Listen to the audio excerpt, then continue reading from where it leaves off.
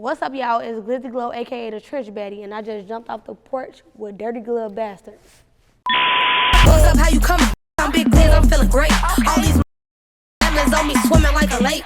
All right, so we got the one and only Glizzy Big Glow Gliz. jumping off the porch with us today. Welcome. What's up?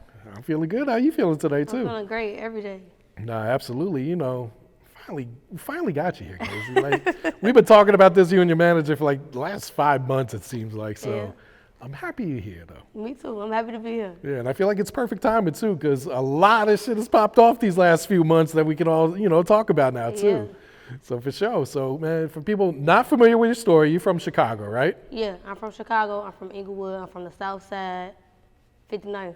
Okay. Yeah. So give us the real. What was your upbringing like in Chicago? Like, what were you into as a kid and all that good stuff, too? It was turn. I ain't gonna lie. Like my upbringing was turn. Like I was, y'all know I'm Glizzy Glow, aka the Trench Baddie. So it's like I was always like the girl in the hood. It's like I'm from the trenches, but I was like the it girl in the hood. So it was like, my childhood, it was just like outside every day. We was grown at a young age, for real. Like I'm 15, 16 out here doing shit that grown people doing, like dead serious. What led to you, acting like that at such a young age? I mean, it was really my environment. I ain't gonna lie. Like, I ain't gonna say I came from a bad family or nothing like that, cause I had a good upbringing. I had a good family. I was cared for, all that. But it just like what I was around, we was seeing shit at a young age that we probably wasn't supposed to be seeing. But I wouldn't even say that, cause I didn't really turn out bad. So. Yeah. And were you the type that was hanging out with mostly boys, or were you hanging out with the girls too? I was hanging out with both. I ain't Okay. gonna lie, like my grandma's house was the house that everybody sit on the porch and come to. Like, Oh, for real? yeah, we on the porch 2, 3, 4, 5 in the morning. Like, sun coming up, my grandma coming on the porch, like sitting with us talking. Oh, for real? Yeah, cause my grandma like the lady on the block that like feed all the kids, all that. So we had the house that everybody come to. And was that your mom's mom, or was that your Yeah, dad's my mama. Okay. Yeah. Now, I saw recently you just reunited with your dad. Yeah. Can you give us that story of how, he got deported and all that, and how you went, 20 years probably without seeing him or something like More that? than that, 26 Shoot. years. Well, my daddy, he from Trinidad originally, but he moved to Chicago when he was 16. And he got deported when he was 26 years old. But when he was in Chicago, when he went to high school, he met my mama, actually my mama and little brother, which is my uncle. Okay. He met him and he was like running with them. They from Motown, they the Moes. So it's like he was running with them and he ended up just clicking in with them. And then he met my mama, and when he got with my mama, he started staying at my grandma's house. Everybody stayed at my grandma's house. My uncles, my aunties, all the kids. My grandma owned her house for probably like 45 years now. So she got a big house, a 5-bedroom. Everybody who had a family had a room, like, and it's you and your kids in one room. That's how it was. And my daddy, he just became a part of the family. Even though like he's Chinese and stuff, my grandma Chinese, my aunties, he got 2 sisters. They accepted us because we treated him like family. You feel what I'm saying? I wasn't here yet, but this is what I'm hearing, like, about my cousins and shit like that. They was just saying, like, your daddy was the best uncle ever, like. And my grandma treated him like a son, so he really grew up in our family till he got grown. So he grew up around all black people, so he act black as hell. Yeah. So how old were you when he got deported? I believe I was like 3. Okay. I was 3 when he got deported, but my daddy, he didn't really have a choice. For real, because he had caught cases in Chicago, and they end up sitting there like, hey, either you gonna do 15 years here, or you gonna go your ass back to where you came from. Yeah, adios, right? Yeah, and then he was asking my mama to like come with him and shit, but he asked her did she want to come, but he really didn't pressure her to it because it's like, that's a whole different country. We want to be here in America, like I ain't gonna even do that to you. My mom was married. So it was crazy, like they like, all right, we don't give a fuck about y'all being married. You gonna go with him or not, like. But my mama ended up staying. He ended up leaving. At the time, he had a best friend named Steve. That was my goddaddy. He just asked my goddaddy, like, take care of my kid, like, when I leave. And my goddaddy delivered, like, he had got a house. He owned this house. He had a room for me there. He took me on dates. He taught me how a woman's supposed to be treated, all that. But he ended up passing away when I was 12. Oh, wow. Yeah. Shoot. But me and my daddy never lost touch. Like, he never, like, not missed a birthday without telling me happy birthday. Like, he always called me. But over there, it was different for him because he said when he got out the plane, and I just found this out when I went out there and actually talked to him in the flesh. Like, he said when he got out the plane, he didn't have nothing. Really? He didn't have no clothes, no shoes, no nothing. Did he have family down there at least? No. Nothing, really? Nothing. Like, Shoot. Adios. Like, you got to figure it out when you get out. What did he do then? Like, just... He said when he got out there, the U.S. Marshals, it was 2 U.S. Marshals. He said when they got to the airport, they walked this way and he walked this way, and they told him, have a nice life. And he said he didn't have nowhere to go, nothing like that. He said he ended up, he had a god sister out there or something like that. She ended up letting him stay for like 2 weeks. Okay. And my grandma who lived in Chicago, she ended up like paying for him an apartment, and he like ended up getting a job and shit after that. Oh, shit. Yeah. Shoot. So you probably don't have any memories of when you were a kid, like your dad living with All you my down there. cousins and my aunties and my uncles, they got so many stories. Like, they be like, your daddy had the rawest Chevy. Like, he had the best rims, glitter paint. Like, he used to have you all the time. Your mama never had to do nothing. Like, he used to buy all us. When the Jordans come out, he buy everybody's shoes. Like, my daddy, he was one of them. So, like, when I got older, I wasn't bitter towards him. I was just like, cause I got other siblings in Chicago that's from Chicago too. And like, my daddy, my mama was who he was married to. So it's like a lot of the other kids, they really ain't understand a lot of shit how I did because I was in a household with him. Mm-hmm. So a lot of time when I was growing up, and this, like my sister, I had a sister that's like 1 year older than me. Her mama, they had like a relationship with my daddy, but at the same time, my mama was married to him, so it was a lot of confusion with that. But my mama was the type of person, like, she wanted to keep the kids together. But growing up, like, they used to be saying, like, our daddy ain't shit. But I didn't feel like that because I'm hearing all these stories about who he really is, and he really can't control getting deported. You feel what I'm saying? But now that we grown, we all close. Like, my sister, my daddy, all us, we all close. Yeah. So when you go to see him finally recently, like where are you at mentally on that plane ride over there? Bro, are you like really nervous? You anxious? I was nervous as shit because nobody was going with me. Everybody was telling me like, we gonna go, cause it was my birthday too, and it was Carnival in Trinidad. That's like the that's where it rooted from. So I'm like, damn, like I gotta go over here by myself. This is my first time meeting them. Like I'm scared, for real.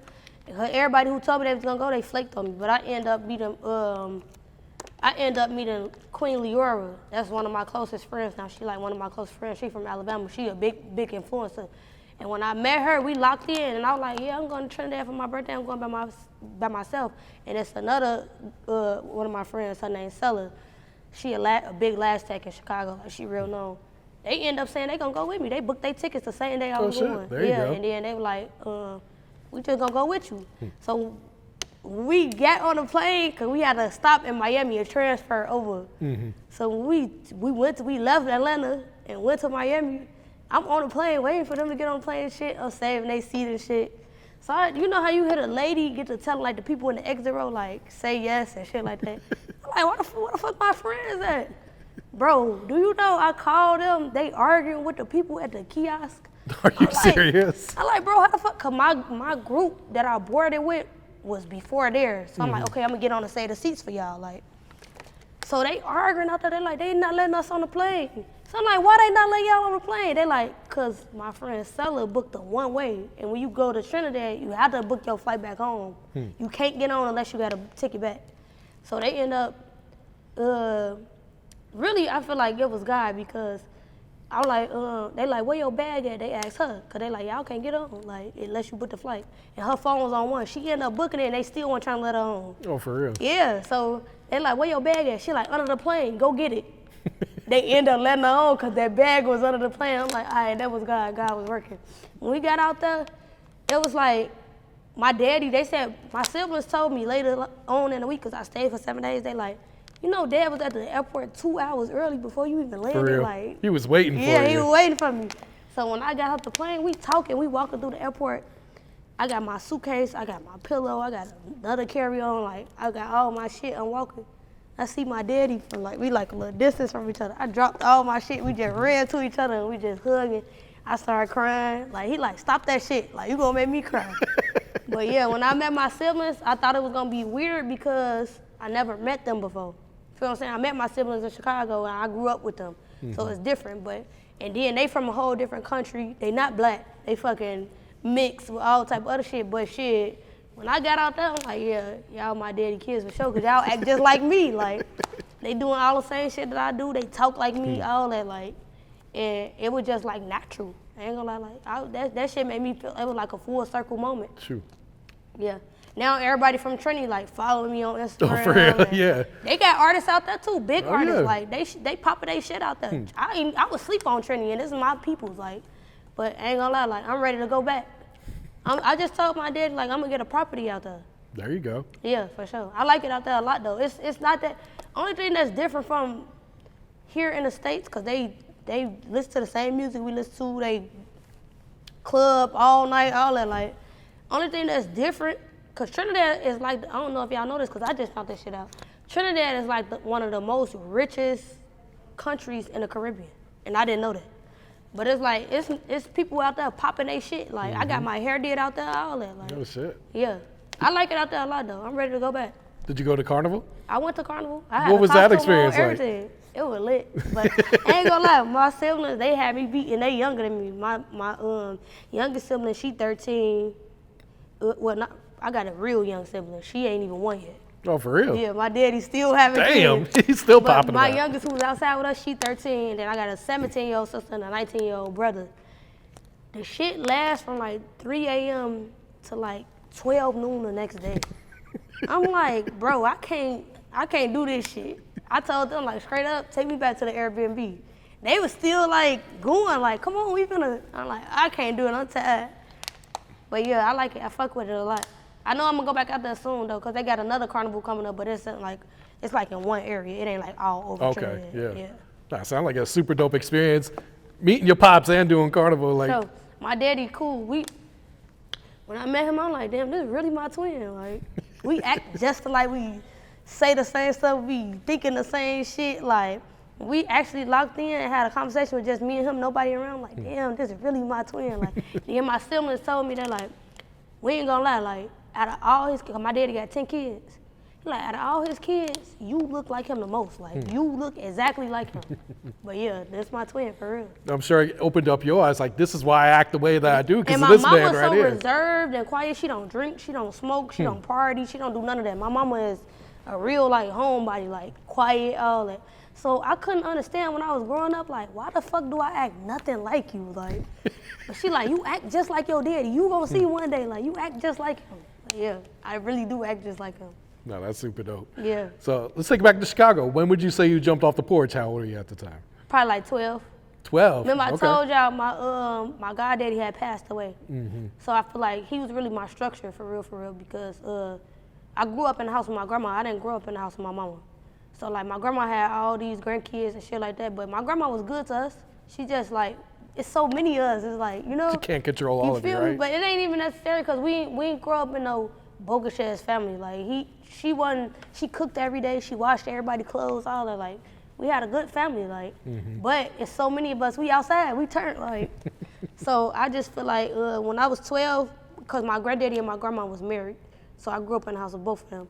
My granddaddy and my goddaddy died in the same year, and it was like the men in my life that like I didn't play with. Wow. Like, I know I can't do this because they gonna be on my ass. So when they died, I feel like I really started like crashing out for real. And my family was wondering like, what the fuck is like going on with her? But then my mama knew. She was like, she lost the two most important people to her in her life. So it's like, she going through a lot. And a lot of my family thought I was being grown and shit. But it's really, I didn't know how to cope with what was going on because them was the two people that I really looked up to. Yeah. So I started doing shit when I was 12. I learned how to drive when I was 12. 12, really? Who Yeah, taught you how to I stole my drive? grandma's car. You stole your granny's car? Yeah, I used to be stealing her car all the time, but she ended up finding out and I stopped stealing it after that. When she found out, I got my ass beat. For sure. Taught you a lesson, right? Taught me a real good lesson, like, for real. I got my ass beat so bad I called the police on them. Wait, what? I swear to God. How bad did she whoop you? She didn't whip me, my uncle whooped. Oh, your uncle. And I was like, I'm calling the police on you. I was cursing all the time. He used a belt, or what would he use? He whooped my ass, for real. But now being how I am, it was just like, that really opened my eyes to a lot of shit too. Not saying that that's okay, but just saying like, he didn't do it out of like to harm me. He did it out of like, I love you and I need you to slow the fuck down. Tough love. Yeah. True. Were you staying out of trouble around that time too, or Hell were you no. getting into a lot of trouble? I was getting in a lot of trouble. I was getting in a whole lot of trouble. By the time I was 15, I was on house arrest. And I had called a case. It was for some shit I didn't even do, but I was just around the wrong people. I ended up calling a case. I got charged with an armed robbery when I was 15. I went to jail probably like 2 weeks, and I got out and I did house arrest. And I ended up, cause I got kids.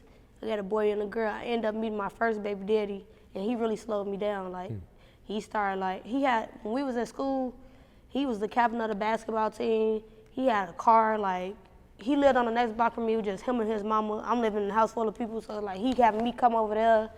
That's what I'm saying, like, I grew up at a young age, but it was for the better. I feel like it changed my life.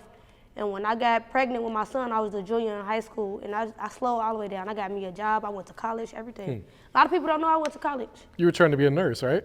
Yeah, I'm about to be a nurse. Oh, okay. You're still in college? You still taking I got classes? 10 more months till I'm done. Congrats on that. Yeah, for sure. I was just in the field before I got signed. Shoo. I was an MA. Yeah. I'm a people's person.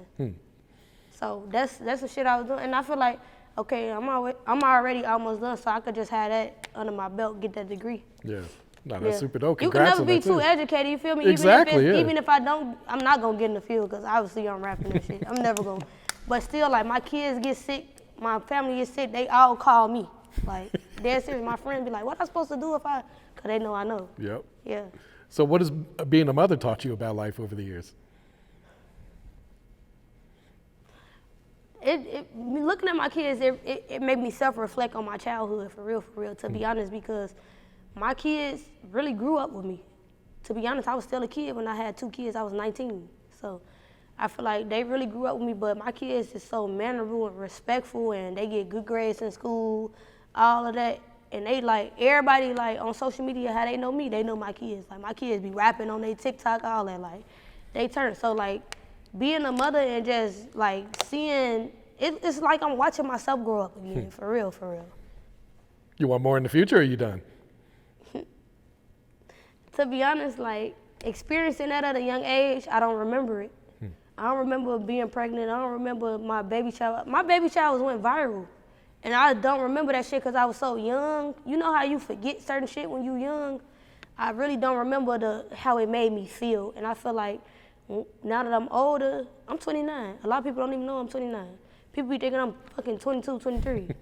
But now that I'm older and I feel like I'm gonna get married, I wanna have a kid with whoever I get married to, if I can get that full experience. Yeah. But I ain't rushing it, not right now. I'm in my prime right now. Oh yeah, you lit right now. Yeah, I ain't got time for that right now. Even though I got a great support system, like my kids, dad, my family, they families, I'm cool. Like, they don't have no complaints. My kids know how to cook, they know how to wash clothes, all that. So it's like, I'm really done. But I don't mind starting over, because really, I'm like one of the people that really like believe in God for real. And God said, be fruitful. So it's like, I do want to have more kids, but not right now. Yeah, no rush, that's for sure. Yeah, I ain't. So how'd you get into rapping at first? By accident. By accident? Yeah, there it is. I got into rapping by accident because I had this crib in the hood where I'm from, and everybody used to come over there. This when I first like started getting my own cribs and shit. Everybody used to come over, and my friends, I had a 4-bedroom house when I was like 22. I had a room and my friends used to always come over. I had like a little makeup desk and like clothes in the room, like a closet room. Because I owned a hair salon when I was 19. Like, I was doing my shit young. Oh, you was hustling. Yeah, I was. I was grown when I was young, I ain't gonna lie. So all my friends just come over and sit in that room. And one day we got drunk. And they turned on a beat. They're like, everybody rap on the beat. So I went last. And when it came to my turn, they're like, hold on. They cut the music out. They're like, you can rap for real. Like, that was my first time ever rapping out loud. But when I was a little kid, I got this cousin, my favorite cousin, her name KK. She go to every show with me. Like, she be with me all the time. She used to always tell me when I was a kid, you gonna be a rapper. She was like, cause I used to say I'm gonna be a doctor all the time, cause I like helping people. She like, no, you gonna be a rapper. She used to always say that, and I was like, girl, I can't rap. I don't wanna be no fucking rapper. Like, she would be like, no, you act like a rapper, you look like one, you gonna be a rapper. Like, she used to always tell me, and I love the music. So she was in the room that day, and her and my best friend was like, you know how to rap for real. Like, we going to the studio tomorrow, you gonna record this shit. I'm like, okay, cool. I was just going with the shit. They're like, and my baby daddy at the time, he was rapping. He was lit in the city, like real lit in the city. So he was with it. He like, oh yeah, like I'm gonna take you to the studio, like. So we end up going to the studio. I recorded the shit. I shot the video the same day, and we posted it the next day after that. I had like 20K views in one day on my first song. What was the first song? It's called Shootout. And Okay. the whole Chicago was fucking with it. Like, it's an anthem. Like, when they play that, everybody be rapping the shit. Like, so when I did that, I was just really playing with like, okay, I know how to rap. I got the attention. And at this time, wasn't no girl female rappers in Chicago. Like, Katie Got Band, Sasha Go Hard, all of them was rapping, but they were rapping like in the first drill area. And they really like, I ain't gonna say they stopped, but they slowed down, and I was the only one really rapping in Chicago, only girl. And I really could have took advantage of that, but I'm happy that it did happen how it happened, because at that time I wasn't ready. So now, fast forward, I'm gonna say like 2024, I had Airbnbs, I had cars on Turo, I had my hair salon, I closed all that shit, and I was like, I'm just finna rap. And that shit really like made me focus on like doing videos, going to the studio, this, that, and I ended up getting signed.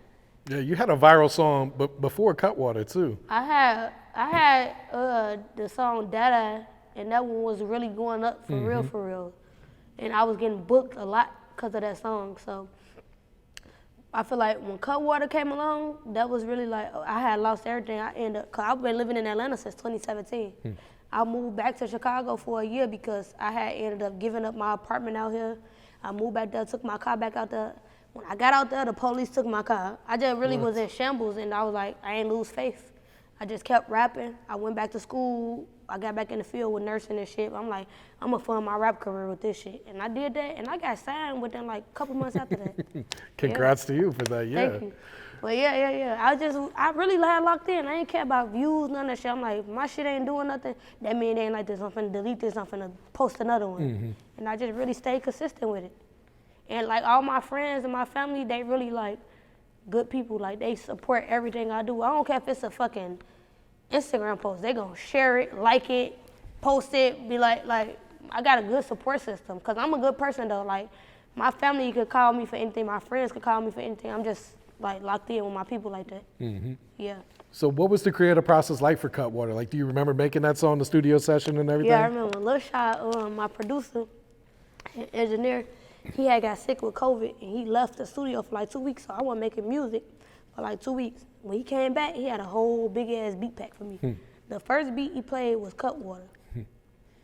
I was like, yo, I'm like, this hard. I'm about to do this right now. Don't play nothing else. I'm finna do this right now because I got something in my head. I'm like, Shot, what made you make this for me? He said, every time I come to the studio, you got Cutwater. You drunk off Cutwater. Or you offer me a Cutwater. I'm like, okay, cool. We had like 20 people in the studio when he played it. You know, I made Cutwater, we timed it. I made Cutwater in 8 minutes. 8 minutes? I made Cutwater, I don't know if people know this, but Cutwater don't have no verse. It's a hook. That's it, in the little bridge of me talking. So when I did it, my manager, Allo, GMC Allo, he ran downstairs, and the dude who I was signed to at the time I was signed to a production at the time. He was in the car outside, cause we were downtown. We like on the 50th floor that we had a nice ass studio. But dude who owned the studio, he was downstairs. My manager, Harry up, went downstairs. He like, yo, like Glizzy just made this song. It's gonna be her hit. You gotta come up here and listen to it. He came up, he listened to it. Everybody in the room like, this the one. Like everybody was agreeing with it, and I already knew, cause when I did it, I heard the beat. I'm like, yeah, this gonna go. So they like, all right. They like, pick out what you wanna wear, all that shit. Like we finna shoot the video tomorrow. Oh shit! Next day. So we ended up shooting it like 3 days later though. So like 2 or 3 days later, something like that. When we shot it, nobody really showed up to the video shoot, but a couple people, and we just was like doing it in places that I'd never been, where we knew people was gonna go out, be outside at, and that really like made me get the city on lock. So it was really just like a blessing for real. And when you put the video out, does it go up like right away, The first video day, first week type did shit? 100K views in 5 days. True. But before I put the video out, I put a trailer out, Okay.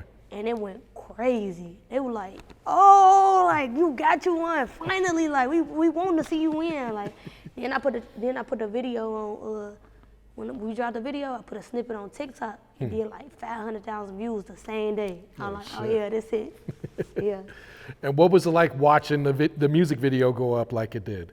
Was it kind of like validating, like? It was just, it felt unreal. I ain't gonna lie, like it felt like, damn, like I finally, cause it was a time where I had got real depressed because it's a lot of female rappers from Chicago, and Chicago female rap was hard. Like, bitches know how to rap, for sure.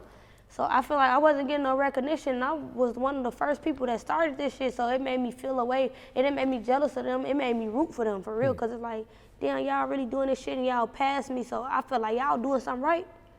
So I was really just waiting my turn. I'm commenting on everybody's shit, all the female rappers, I'm sharing they shit, because I ain't gonna lie, like, even though I wasn't turned off rap, I was turned from being known, being cute. All the promoters was booking me because I bring all the niggas out that's gonna spend their money and shit. So it's like, even though I wasn't known for the music just yet, I already had clout in my city.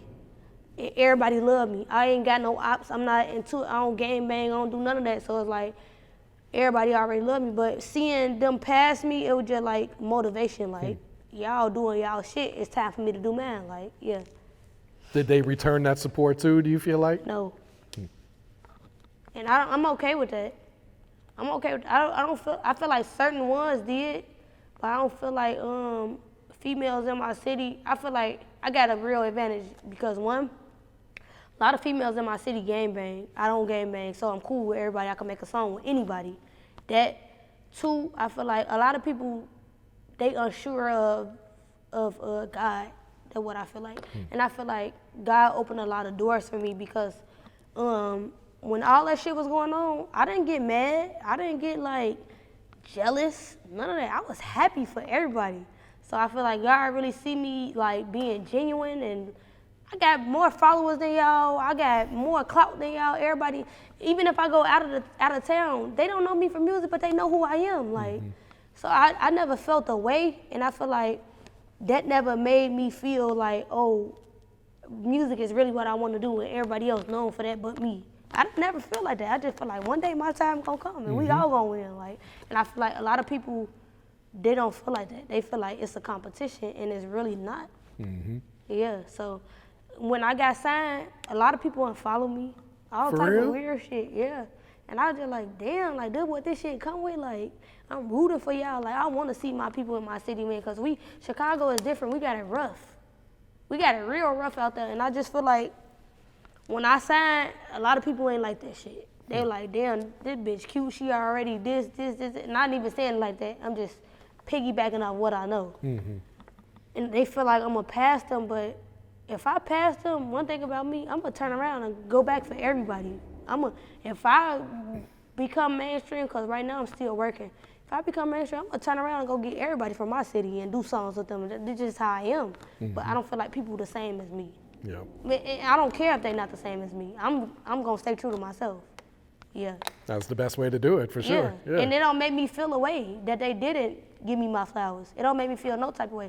It just made me feel like this. One day y'all gonna see that this shit genuine. Yeah.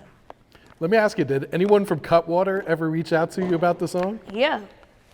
They reached out to my management. Okay. And they was trying to do like an endorsement, but they never ended up following up. And I ain't really too pressed about that because, like, whatever is for me is going to be for me. Yeah. Yeah, because it's like you shine so much light on Cutwater. And I made everybody in the city start drinking that shit. Do y'all know? Okay, I had a hairstylist. I used to go to her all the time. She was like one of the most littest hairstylists in the city. Her name's Santasia. She the one who put me on Cutwater before 2 years before I even made Cutwater song. She put me on Cutwater. She like, oh, drink these, you ain't gotta drink no real liquor. Like, this gonna get you fucked up, like, and it's good. I'm like, okay, I started drinking it. So I text her one day, I'm like, this shit got me lit. Like, then 2 years later, I don't know, I just got stuck on that shit and I really made that shit popular. Everybody in the city was drinking Cutwater. You still drink it today, or? I got 4 Cutwaters in the car right now. Like, there, I'm about to drive to Florida. I got people out there that said they never tried Cutwater before, so I bought the shit for them so they can try. My favorite one, pineapple. True. And they don't never had that one, but I end up catching it in the store. I'm like, let me grab 2 cases of these. So how soon did labels start reaching out after Cutwater dropped? 1 week. 1 week they was Every on it. label, Columbia, 300, Atlantic, motherfucking Warner, Interscope, APG. Everybody you could think of reached out to me, and I had meetings with them in person or on Zoom. And I was about to sign with 300. Before I signed with Interscope, I was about to sign with 300. Because 300, they gave me a warm vibe. They had me on the phone with the president. I met them in person. They flew me out, this, that. Like, they were really fucking with me. And they fucked with the song. And they said they been looking at me before Cutwater. They was naming all my songs and shit like that. So I was like, oh, they really care about me. Like, but I ended up meeting my CEO of my production, which is Blanco. And he was like, before you sign with 300, like, let me introduce you to Interscope. Like, they interested in you. Let me bring you to them, have a meeting with them, just sit down, let them get their chance. I'm like, okay, cool. They flew me out to Cali. I had the meeting with them, and I was so, I ain't gonna lie, like, they was on it. They was on it. And, like, even now, I've been signed for, like, 4 months now. Like, 3, almost 4 months. And it ain't nothing that I ask that they don't do.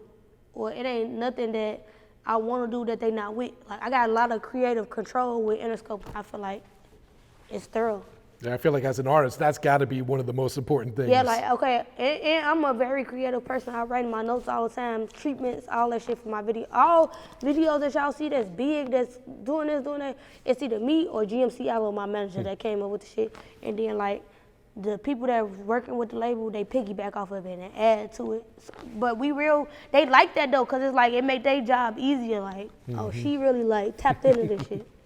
Was it like, did your life change like as soon as you signed, do you feel like?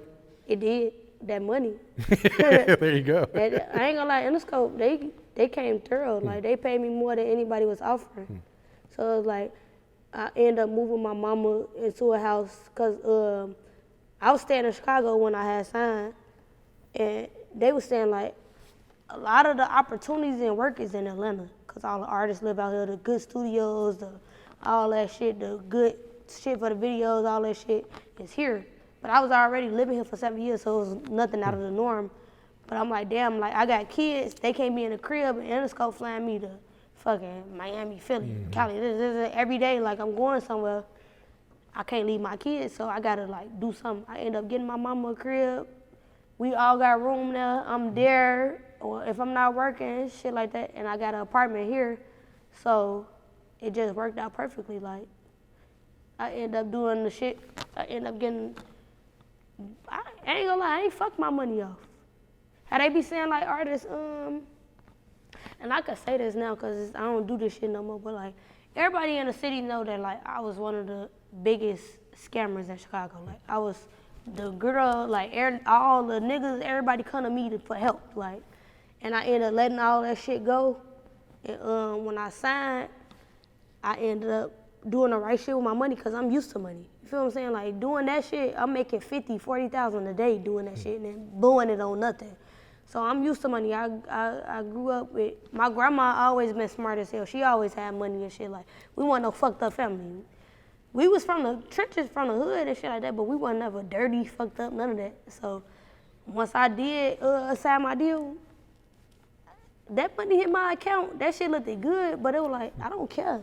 I done had every bag you can name. I been had jewelry before I got signed.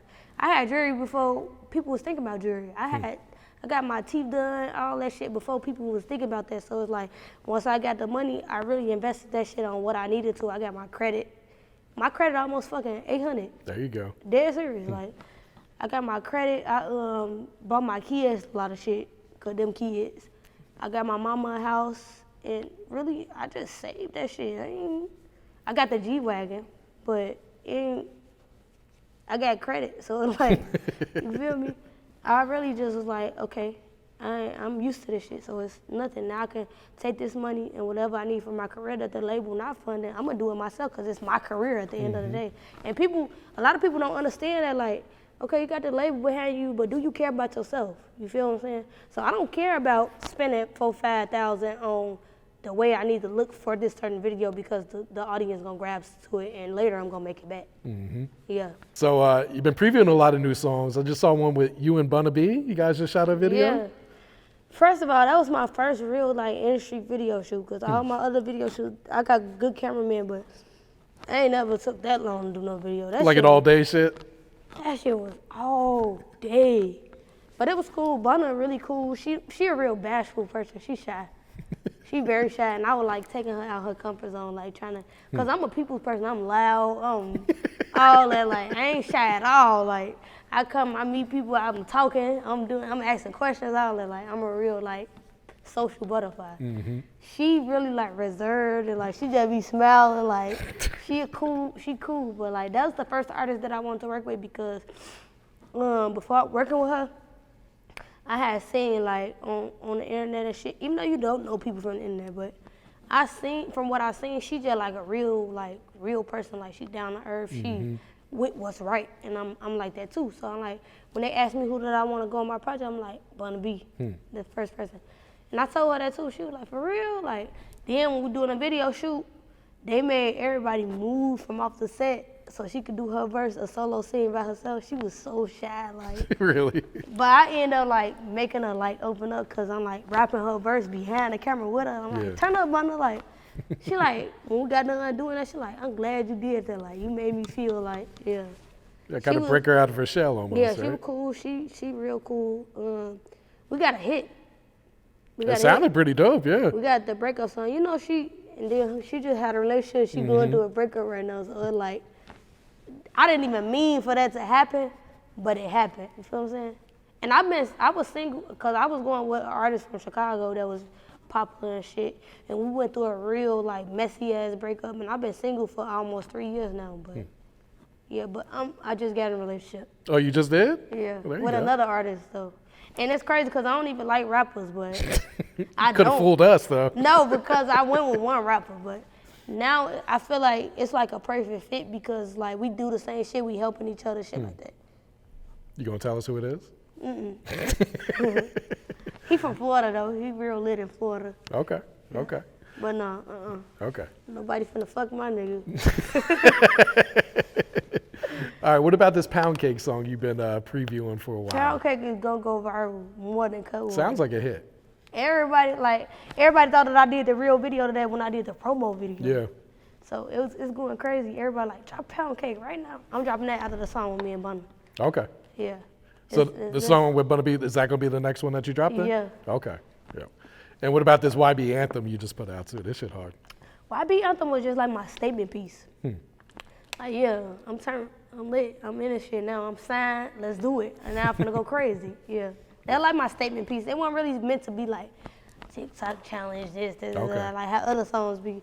It's really meant to like, I want y'all to hear me and know that y'all didn't expect me to go mainstream, but I'm about to. Like, y'all, cause I've been an underdog in my city for so long, like they always know, like, Glizzy know how to rap. She raw, she this, she that, but she ain't in the dough yet. But now I'm in that dough. Like my new project, it don't got no, it's just all me and other artists. But my next project is I've been working with this writer. And I feel like, at first I was against that because I'm raw. I know, I freestyle. Like what I need a writer for, right? Yeah, I freestyle on top of my head, but being in the studio and learning more about the music industry, a lot of these top artists that you hear, they didn't write them songs. But it's like, it's nothing wrong with that because these people thinking different stuff from you. You could be raw all you want to. You can be the coldest. You can be a genius. But Michael Jackson had fucking writers. Like, so it's like, I locked in with this writer, his name Poplord. Oh, shout out to Poplord, yeah. That's shout family out to right there. That's my dog. And we grew a real strong bond. That's like my brother now. So it's like, even when he not coming to work with me, he comes to my studio, so she like, yeah, this it. Like, I'm in that bitch, I'm writing everything. I'm really not even writing, I'm doing it on the mic. Like, yeah, you my sis, like, you just like me, you my twin, like, but yeah. And then I'm working with this producer, Cutter Beats. Okay.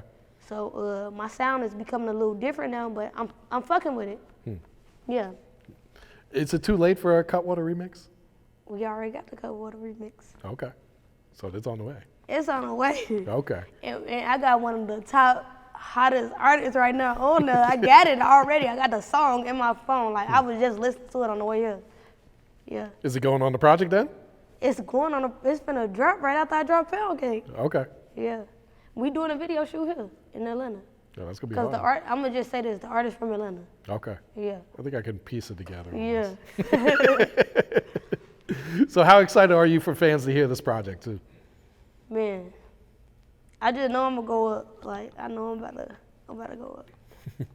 Yeah, and I'm ready for my kids to be on that stage with me, like that big stage. Like they did it before. We did the Inglewood Festival. That's like the biggest festival ever in Chicago. It's over 30,000 people that be there. Oh shit. Yeah, Shoot. so I did that with my kids, my mama on stage. Oh, that's hard Yeah. right there. Yeah, my son was turned. It went viral. They're like, damn, like. So looking ahead, what's some new goals? What's some new plans you got set for yourself? Because I'm sure this is changing every day almost, right? I'm grateful. I got everything I want. So I ain't really complaining. I ain't really like saying, oh, I need this, I want that. Like everything that I would want to do is falling in place. The only new goals I could say is just like working harder.